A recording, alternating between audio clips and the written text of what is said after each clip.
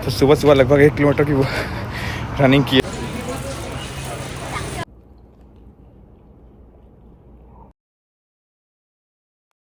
Good morning guys, welcome back to my channel.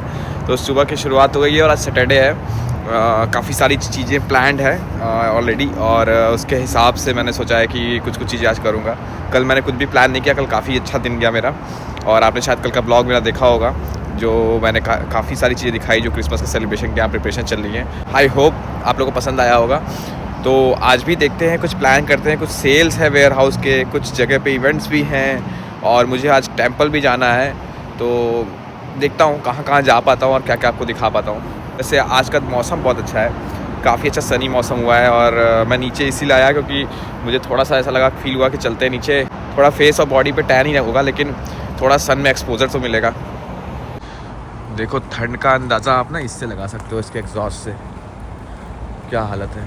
Pollution नहीं है वो, ठीक है, वो भाप है एक्चुअली गाड़ी का। फ़िलहाल मैं नीचे खड़ा ही था, तब तक मुझे याद आया कि मुझे लेना है मिल्क, क्योंकि सुबह सुबह मैं कॉफ़ी के बिना नहीं रहता हूँ। और मुझे याद आया कि कल मैंने मिल्क पूरा जो है ख़त्म कर दिया था, तो लेने जा रहा हूँ। वही फटाफट जाता हूँ ग्रॉसरी स्टोर। ये अच्छा है कि यार बिल्डिंग के नीचे ही है अपने ग्रॉसरी स्टोर, नहीं तो जनरली कनाडा में लोगों को बहुत लंबा वॉक करना पड़ता है। कुछ भी लेना होता है ना तो बहुत लंबा जाना पड़ता है। तो ये काफ़ी एक्सपेंसिव टाइप ही है, बट मुझे चलता है क्योंकि छोटी मोटी चीज़ों के लिए मैं नहीं जाता हूँ। वॉलमार्ट वगैरह तभी जाता हूँ जब मुझे ऐसा कुछ स्पेसिफिक लेना होता है और बहुत ज़्यादा लेना होता है क्वांटिटी में, तभी। नहीं तो बाकी सारी छोटी मोटी चीज़ें यहीं से ले लेता हूँ।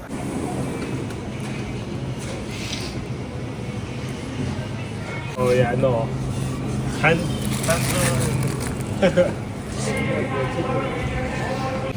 3-4 वैरायटी के यहाँ पे दूध आते हैं और किसी में भी फ़ैट नहीं होता है। और मैं फ़ैट मिल्क ढूंढते मुझे समझ में आया, मतलब कि एक दूध में जब गर्म करना स्टार्ट किया तो उसमें थोड़ा मलाई वगैरह आना शुरू हो गया।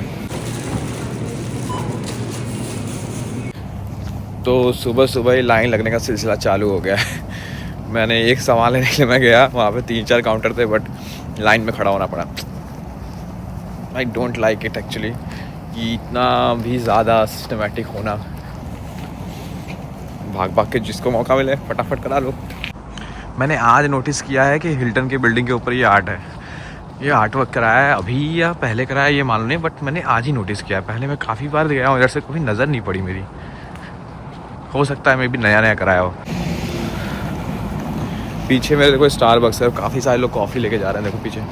तो सुबह सुबह उठ के ही कुछ लोग शुगर लेना चालू कर देते हैं, पता नहीं कैसे। मेरे को तो ऐसा लगता है कि कॉफ़ी पीना ज़रूरी है, बट नॉट टू शुगरी, क्योंकि स्टारबक्स पॉइज़न है मेरे लिए, मुझे लगता है हमेशा। क्योंकि जब भी मैंने स्टारबक्स में कॉफ़ी पी है मुझे ऐसा ही फील हुआ है, इट्स अ रियल पॉइज़न। और इनका स्लोगन होना चाहिए, पियो और मरो। तो अभी फटाफट भाग रहा हूँ मंदिर के लिए और उसके बाद वहाँ से जाऊँगा कॉस्को के लिए। बिल्कुल भी टाइम नहीं है, 3-4 मिनट में बस है, तो पहले भागता हूँ फिर आगे दिखाता हूँ। इसे कहते हैं बस के लिए भागना। तो सुबह सुबह लगभग 1 किलोमीटर की वो रनिंग की है, काफ़ी थक गया हूँ। नहाने के बाद रनिंग करना और प्लस इतना भाग लिया कि सांस चढ़ने लगी है। काफ़ी स्पीड में भागे, 3 मिनट था और 1 किलोमीटर कवर करना था। अभी इस बस के लिए ये छूट जाती तो आधे घंटे बाद होती है दूसरी। तो किसी तरह भागते भागते पहुंच गए हैं अब मंदिर के लिए। अब यहाँ मंदिर से हमारा प्लान है जाने का कॉस्को का। अभी फ़िलहाल बाकी लोग भी आ रहे हैं तो उन्हीं का वेट कर रहे हैं। जब वो आ जाएंगे तो डिसाइड करेंगे कि क्या करना है। तो जब तक वो आते हैं तब तक जाते हैं मंदिर में, आराम से बैठते हैं, थोड़ा माइंड रिलैक्स करते हैं, क्योंकि काफ़ी तगड़ा भागना पड़ा था हमें। और अचानक से ऐसा हुआ कि मेरे माइंड में, मतलब मैंने डिस्कस किया अपने फ्रेंड से और माइंड में आया कि एक काम करते हैं यार, भाग के वही पकड़ लेते हैं, क्योंकि ये शॉर्टकट था। और दूसरा ऑप्शन जो था वो ऑलमोस्ट आधा घंटा और लेता, तो वो वेस्ट करना था टाइम। तो मैं कहा भाग ही लेते हैं आज। तो ये एरिया मॉन्ट्रियल का टेंपल वाला एरिया है, यहाँ राम जी का टेंपल है। और ये पूरा एरिया जो देख रहे हो आप ना, यहाँ मोस्टली इंडियन ही है। पूरे एरिया में इंडियन है, शॉप्स हो गए या फिर जो लोग रहते हैं वो भी इंडियन ही रहते हैं। यहाँ गाड़ी पार्क करना कितना बड़ा टास्क है भाई साहब, कब गाड़ी सड़क के नीचे आ जाए पता नहीं। जो बंदा गाड़ी में था वो गाड़ी पीछे लेने के पहले 4 बार सोच रहा था, धीरे धीरे बेचारा पीछे आ रहा था। और ये एक अच्छा काम किसी ने किया है, बर्ड्स को यहाँ पे चारे डाल के गए हैं, देखो आराम से खा रहे हैं। और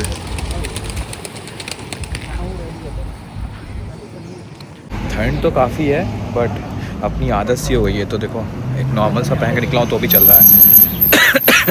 एक्सक्यूज़ मी। तो होता क्या है कि ठंड जो है मतलब जैसे अगर जनरली मैं इंडिया में होता तो थोड़ी सी भी ठंड होती तो हम जैकेट पहन चलते हैं। यहाँ अभी -6 है, उसके बाद भी मैं जैकेट वगैरह कुछ नहीं, मतलब एक नॉर्मल साइड डाल के चल रहा हूँ तो कंफर्टेबल लग रहा है। तो वो जो आदत होती है ना जनरली और रहते रहते हो जाती है, तो वो बॉडी तो अडाप्ट होता है। मुझे समझ में आ गया कि काफ़ी ज़्यादा अडाप्ट होता है बॉडी, थोड़ा बहुत नहीं। क्योंकि कहाँ मैं जब 2 डिग्री टेम्परेचर था तो उस समय मुझे ठंड लगती थी यहाँ पे, अब -6 है और नॉर्मल ऐसे घूम रहा हूँ, ठंड नहीं लग रही है। कभी कभी लगता है कुछ प्रॉब्लम मेरे साथ ही है, क्योंकि बाकी लोग देखो कितना कैप वैप जैकेट वैकेट पहन के चल रहे हैं और एक मैं हूँ, मुझे फ़र्क ही नहीं पड़ रहा है, मैं ऐसे ही घूम रहा हूँ। और लगभग 5 मिनट की वॉक के बाद पहुँच गया हूँ मंदिर। तो यही है श्री राम जी मंदिर। मैं यहाँ पे पहले आता था तो मुझे अच्छा नहीं लगता था, क्योंकि मुझे वाइब नहीं आती थी, क्योंकि जो मेरी आदत थी इंडियन मंदिर की और वो भी मैं काशी से था, तो काशी में तो ऑब्वियस है कि जो एनर्जी और जो पावर फील होता है वो फील नहीं होता था मुझे। बट आगे जाके मुझे ये लगा कि अगर मैं यहाँ पे आके थोड़ी देर बैठता हूँ तो मुझे ये लगता है एटलीस्ट मैं अपने आप को कनेक्ट करता हूँ अपने साइड से, तो वो अच्छी चीज़ है।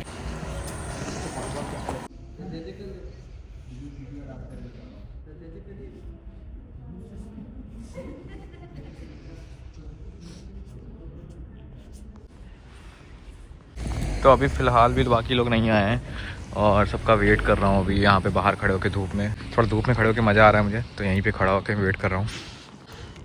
स्नो तो ऐसे पड़ी जैसे कूड़े नहीं होते हैं या मिट्टियाँ होती हैं किनारे पे, वैसे स्नो हो गई देखो। एक चीज़ और है, यहाँ पे जो लोग अपने गेट पे ये एलिफेंट या फिर लॉयन का वो लगाते हैं, सिंबल लगाते हैं, उसका मतलब ये होता है कि वो जो प्रॉपर्टी है वो मॉर्गेज फ्री है। तो एक तरह का प्रिविलेज माना जाता है, प्रिविलेज दिया जाता है कि आप उसका यूज़ कर सकते हो अपने गेट पे, ताकि लोगों को मालूम चले कि आपका जो घर है वो मॉर्गेज फ्री है। तो मतलब आप समझ सकते हो इसका, मोस्टली लोग घर मॉर्गेज में होता है। और इंडियन लोग आके यहाँ पे भी काफ़ी पैसा कमाया हुआ है, देखो रैम, टेस्ला तो टैक्सी की तरह हो गई है, और बाकी भी गाड़ियाँ देख लो, रूबिकॉन। तो अच्छा खासा पैसा कमा के लोगों ने यहाँ पे अच्छी अच्छी गाड़ियाँ खरीदी है और यहाँ प्रॉपर सेटल हो गए हैं।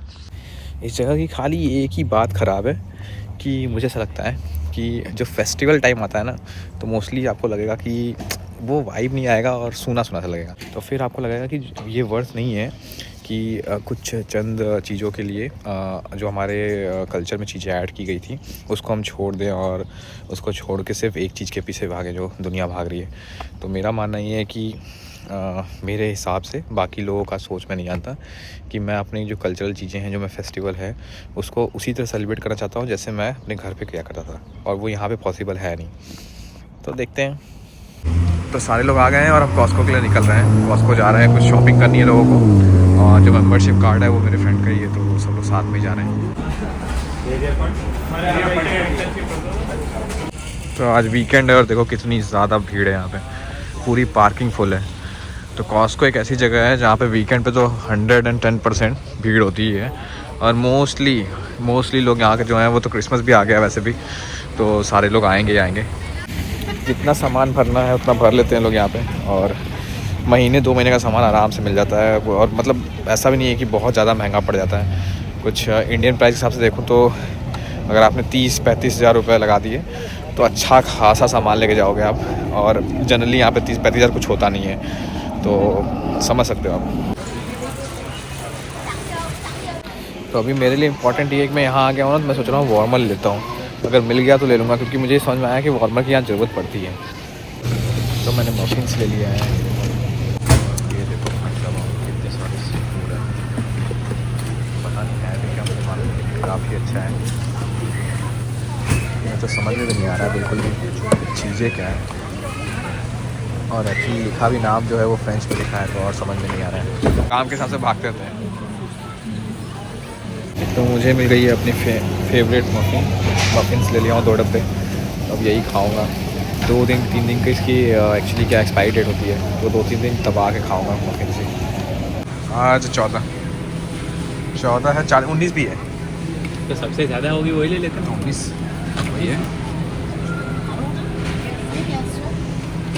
ऊपर देखो कुछ डेट अलग है क्या? कैमरे में दिख रहा हाँ है। 19 है। तो ये है one of the best thing जो मैं ढूंढ रहा था तो जिसे यूज़ करने के लिए। ये इसका काफ़ी काम आएगा अगर स्नो वगैरह में चलना है ना, तो ये काफ़ी अच्छी चीज़ है। ईज़िली आपका ग्रिप बनेगा, मस्त भाग भी सकते हो आप इसको पहन के। तो फाइनली मिल गया वार्मर भी। अब ये भी काम डन।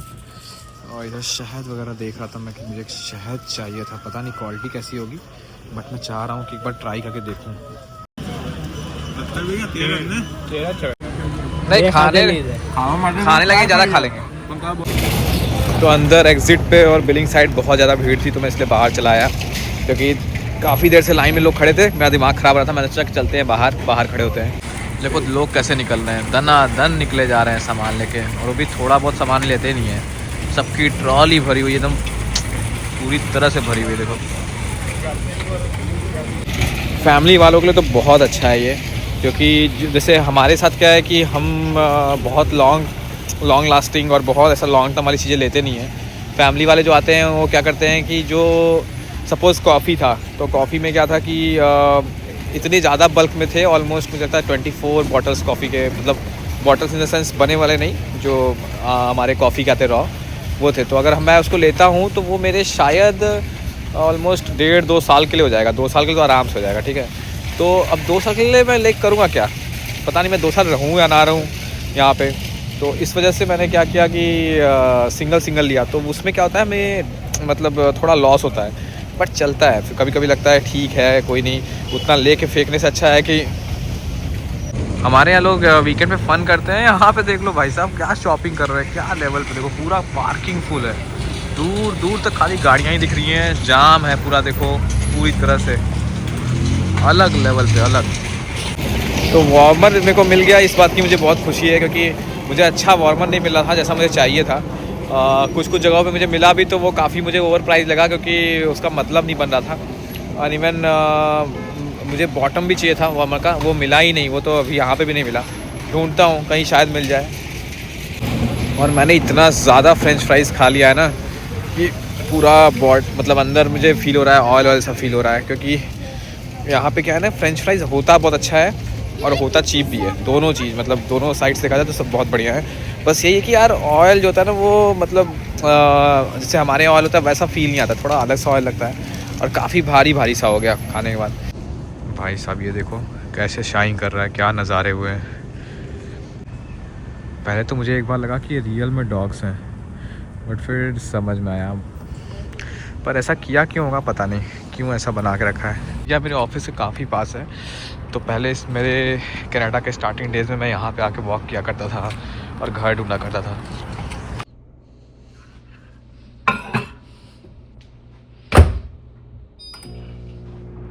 तो घर पहुँचते ही निकाल लिया मैंने मफिन।